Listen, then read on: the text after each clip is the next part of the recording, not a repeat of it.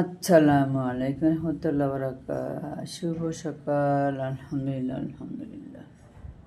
রাতে ফ্যানের বাতাস গায়ে তেমন না লাগলেও সকালে জানার কাছে বসলে নিচার বাতাসটা আলহামদুলিল্লাহ আলহামদুলিল্লাহ।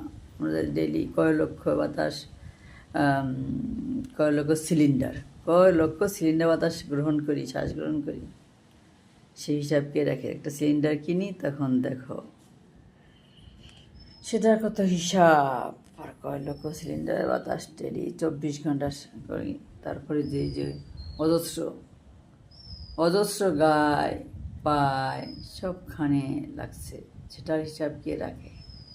এজন্য বলছে যে আল্লাহর দর্শনীয় জিনিসগুলো, আল্লাহ মানে যেগুলো মানুষের সৃষ্টি করেছে সেগুলোর সম্বন্ধে যদি কেউ চিন্তা করে 1 মিনিট, তার যে কত সোয়াব সেখানে বোঝে না।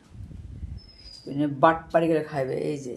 এই যে সিন্ডিকেট 100% সক্রিয়। এখন দাম বাড়ছে, জিনিসের মানও কমছে, তারপরে মান তো কমছে, একদিকে না, সাইজে আকারে কমছে।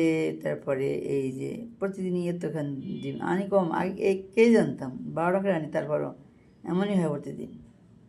বললে 26 করে টাকা থাকে। আমি কি আর এমন ঠাড়া পড়বো? রাষ্ট্র সহ ঠাড়া পড়বো। এই যে সিনিয়র শুরু করছেন না, রাষ্ট্র সহ ঠাড়া পড়বো। লিমিটেশন আছে।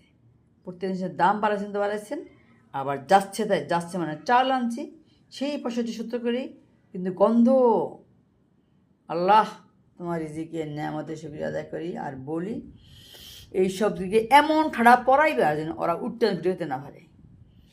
তোমার গজব এমন করে দিবা।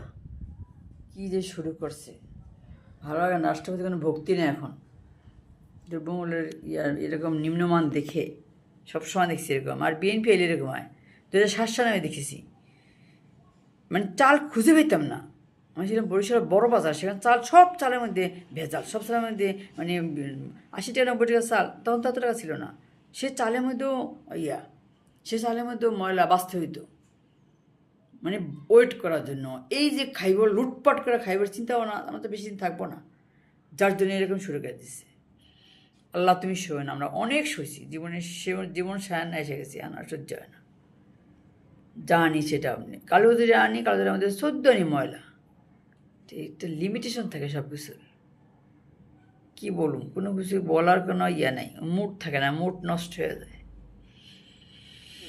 Today is Monday 24 August 2026 year